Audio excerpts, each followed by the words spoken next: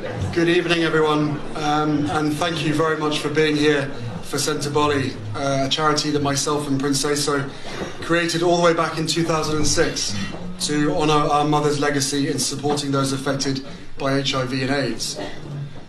Before I begin, I must say that I can only imagine what you may have heard or perhaps read over the past few weeks.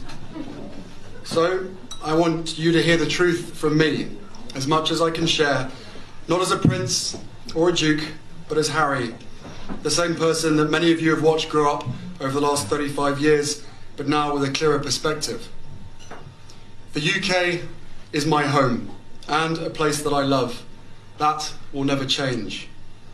I've grown up feeling supported from so many of you, and I watched as you welcomed Meghan with open arms, as you saw me find the love and happiness that I'd hoped for all my life. Finally, the second son of Diana got hitched. Hooray. I also know that you've come to know me well enough over all these years to trust that the woman I chose as my wife upholds the same values as I do. And she does. And she's the same woman I fell in love with. We both do everything we can to fly the flag and carry out our roles for this country with pride. Once Meghan and I were married, we were excited, we were hopeful, and we were here to serve. For those reasons, it brings me great sadness that it has come to this. The decision that I have made for my wife and I to step back is not one I made lightly. It was so many months of talks after so many years of challenges.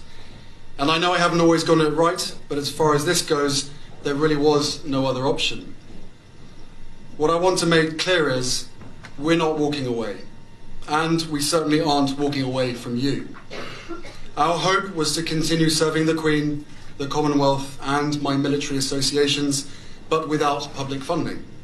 Unfortunately, that wasn't possible.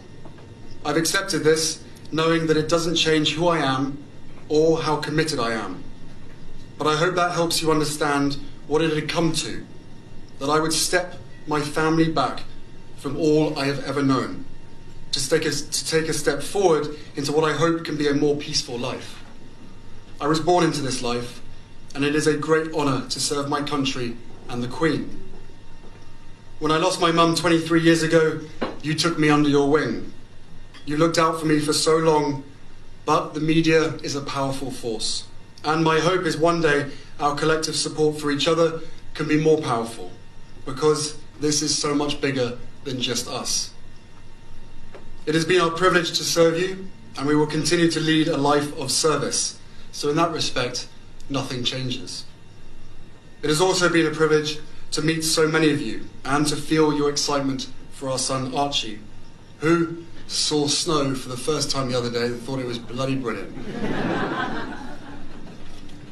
I will always have the utmost respect for my grandmother, my Commander-in-Chief, and I am incredibly grateful to her and the rest of my family for the support they have shown Meghan and I over the last few months.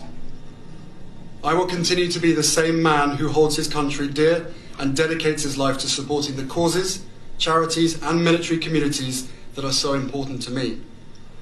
Together, you have given me an education about living. And this role has taught me more about what is right and just than I could ever have imagined.